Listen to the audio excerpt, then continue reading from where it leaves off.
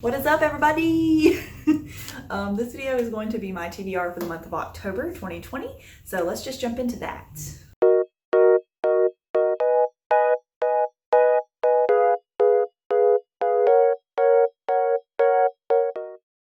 The first book I want to read this month is Waiting for Spring, Volume 1. I know I have put this on my TBR a couple times, but this one is by Anyas. This is just the first volume of a series I think it's basketball related, but it's also like a romance or like a slice of life, I think, maybe friendship story. And I don't really know too much about it other than basketball. And I'm really worried that I won't like it because sports anime aren't my thing. But I'm going to give it a shot, and I'm going to try to do a first impressions for you after I do read this, because I think that's something I want to add to my channel, things that I do. And yeah, I'm really excited about it. It seems really, really cute, and the boys are adorable. The next book I want to read is Mooncakes. This is from my library. It is a graphic novel series. I think it's about witches, and I think there's LGBTQ themes in this, and I'm not sure what happens exactly, but I know there's baking involved and cooking. But it just looks really cute. The art is adorable and very fall colored, and I can't wait to read it. Very, very excited. The next things I want to read are volumes 5 and 6 of Ouran High School Host Club. I've already started this one. And it's just continuing the series. The series is fun. I do like that there are differences between the anime and the manga. It makes it like a surprise whenever you get to that point. Sometimes the manga is better, sometimes the anime is better, but the art style is definitely improved from the first volume, because the first volume was awful, but they're getting better. I do really, really like the series so far. Next thing I want to read is this Raven Teen Titans comic by Kami Garcia, Gabriel Piccolo.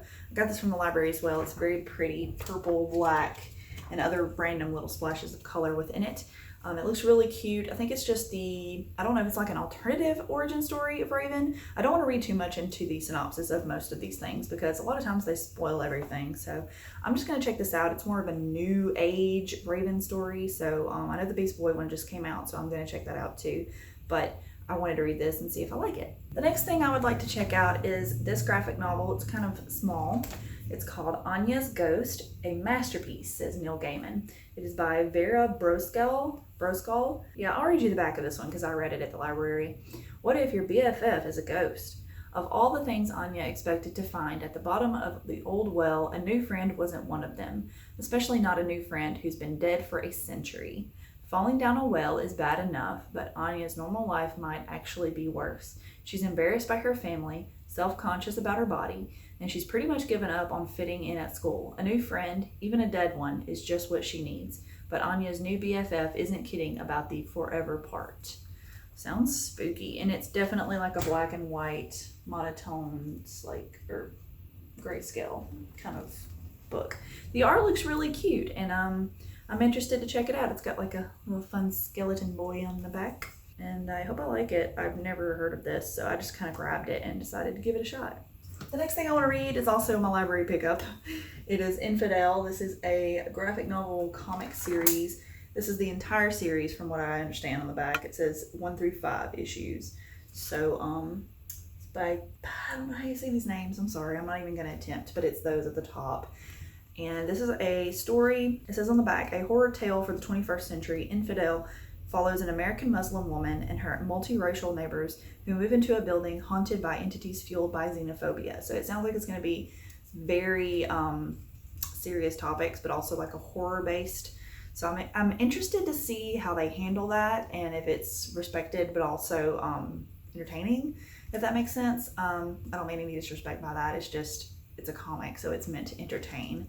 But the art style is very old school. If you can tell by this, it's very old school comic style. So we'll see if it's any good. I really like the cover. I think it looks spooky, and I can't wait to check it out. It says it's selected for NPR's 100 most favorite horror stories of all time. So that's pretty astounding. So maybe I'll like it. Also, I'm still slowly making my way through Every Heart a Doorway by Shauna McGuire.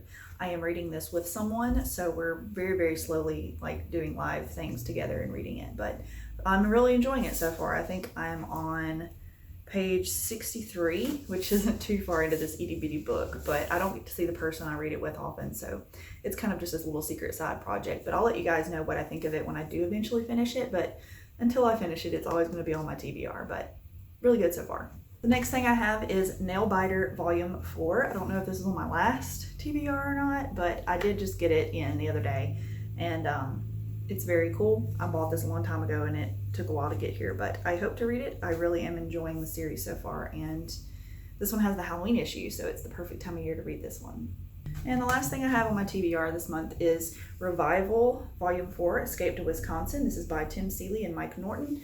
Very beautiful illustrated series. This series has a lot of xenophobia, homophobia, small town like bad people and some good people, and serial killers and just murder. It's very gory and very serious subjects, and if you can't handle, you know, the amount of racism and xenophobia in this, maybe not check this one out, but it is very good.